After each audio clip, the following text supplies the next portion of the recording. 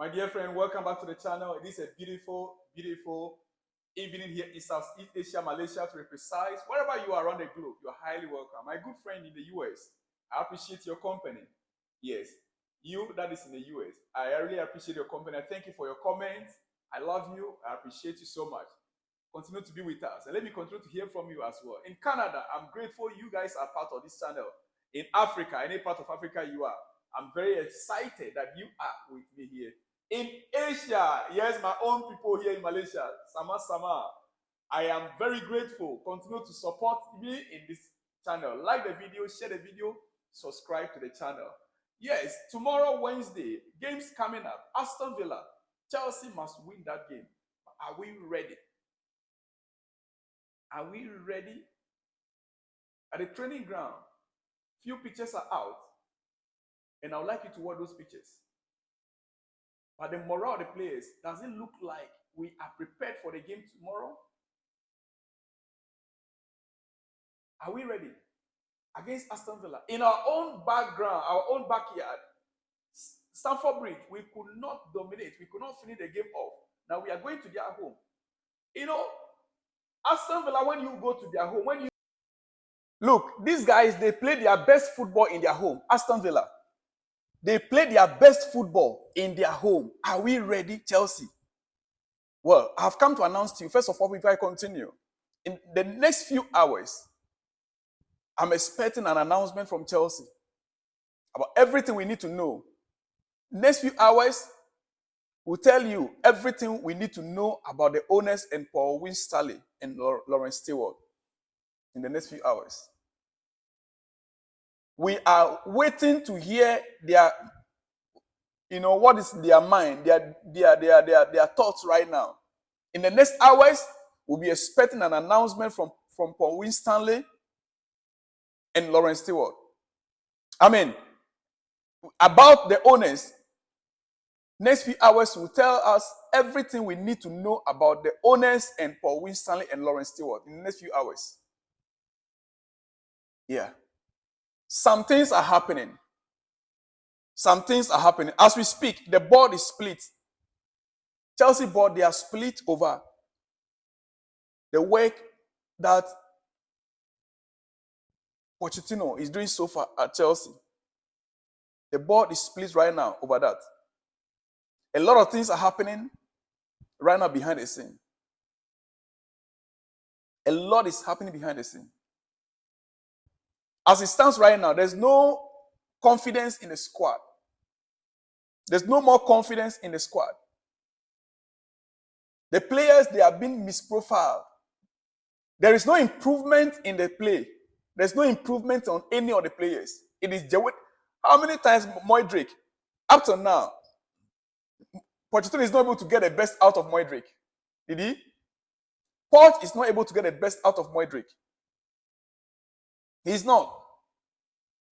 If you spend pre-season with a player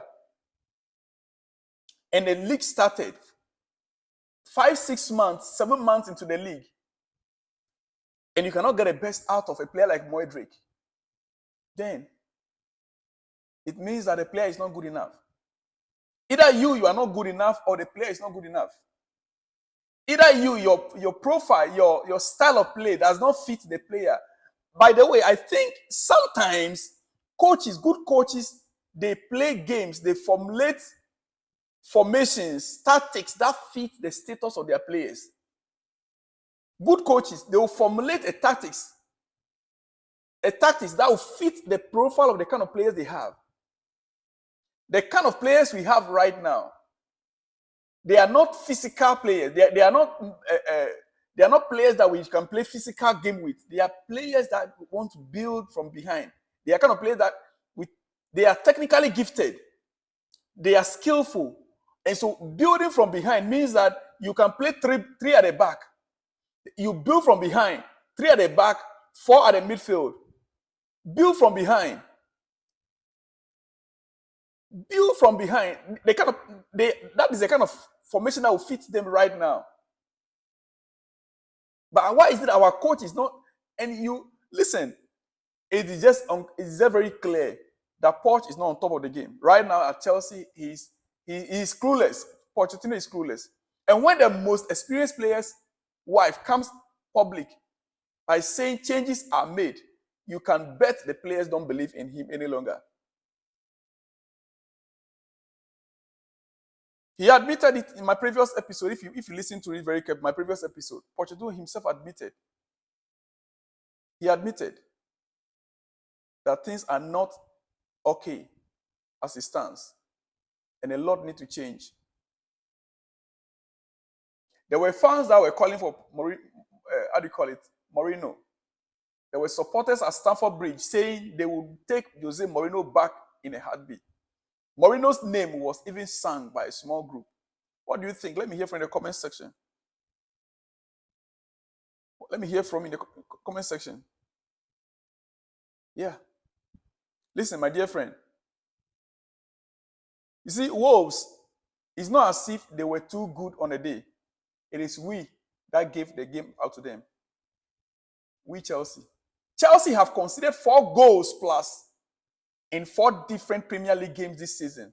They are most in a single campaign since 1990 to 1991. They've now conceded 4 in consecutive league games for a second time under Mauricio Pochettino. For the second time under Mauricio Pochettino. Something that hadn't happened since December 1989, prior to his arrival. Wolves registered their first top-flight away win against Chelsea since March 1979, 2-1, while it is the first time they've completed a league double over the Blues since 1974-75 season. Chelsea suffered their 10th Premier League defeat of the season, with today their 23rd game of the campaign.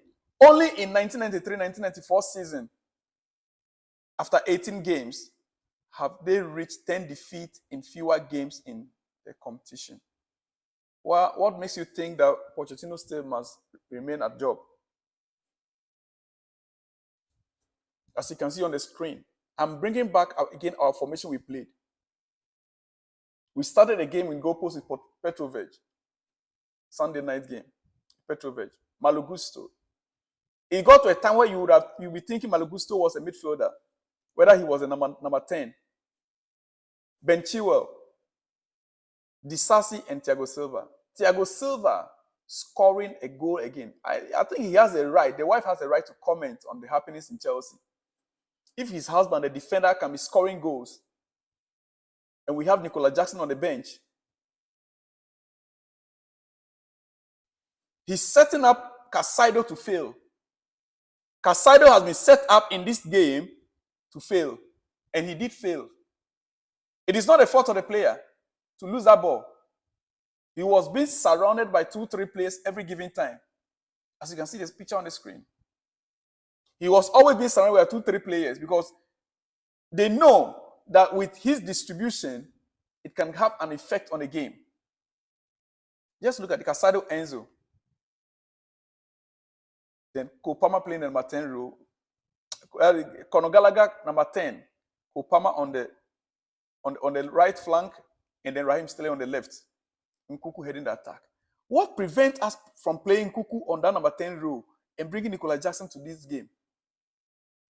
We tried this in preseason. That's what we played in preseason. By then, even Kopama was not around. Kopama wasn't around. But we saw the effect of Kopama and Nkuku playing together. I just can't think far. I don't know why the coach will be trying new things at this point. Right now, you don't have your first 11. I understand we had injury problems, but now that the players have recovered, the formation that was working for you in preseason, why wouldn't you go back to it? The system that was working for you in preseason, why wouldn't you go back to it? Have you forgotten? Isn't it Kopama, how do you call it, Christopher Nkuku and Nicola Jackson that were heading the attack in preseason? You had a luxury of preseason. Watch.